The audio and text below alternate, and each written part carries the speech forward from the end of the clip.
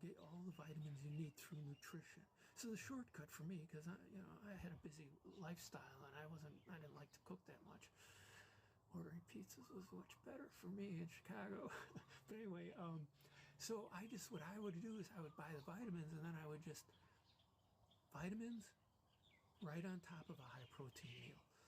So it just helps you, helps you if you don't have the time to shop properly and cook and home prepare all those foods and have them fresh.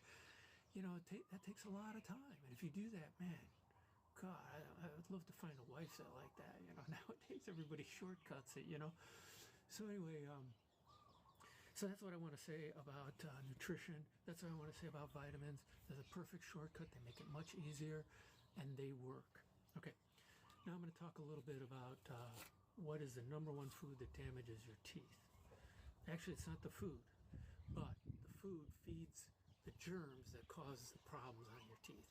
And I'm going to tell you what the number one food is, and then I'm going to tell you how to easily, in 2 minutes, prevent decay caused by this food. Okay, so the food is sugar. All right, sugar, and it's not the sugar that damages your teeth. Sugar feeds bacteria. There's bacteria normally in your mouth all around your teeth.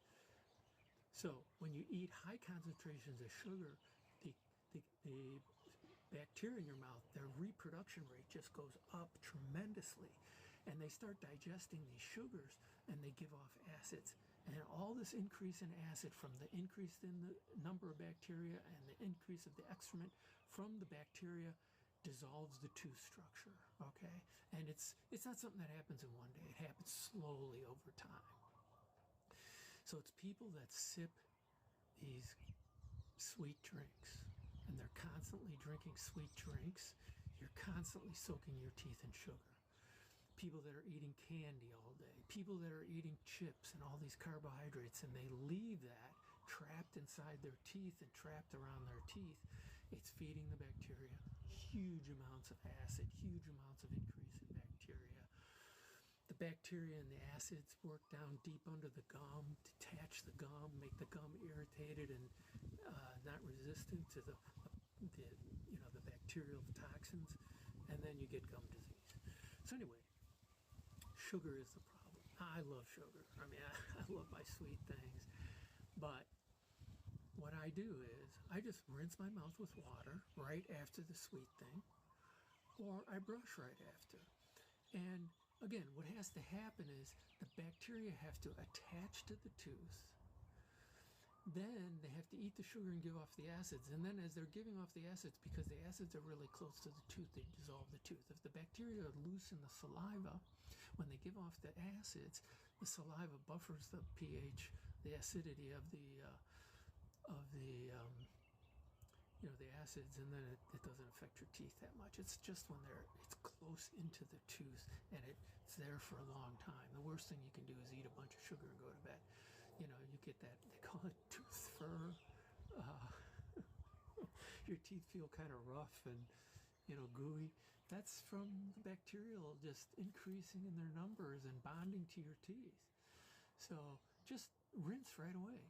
Best time to brush right before you go to bed, because then the bacteria are mechanically, what a brush is doing, and floss is mechanically detaching the bacteria from their teeth, so when they do give off acids, it doesn't affect your teeth that much. So it's okay to have a little bit of sugar. I mean, enjoy your life. I like to enjoy life a little bit, but I like to have my sweets. I like pastries and that type of thing, but I brush or rinse my mouth right after. So that's all I really wanted to talk about today. The rinsing and the brushing has to be pretty quick. It has to be almost right after you eat the sweet item. So anyway, if you have any questions, please direct message me or make a comment.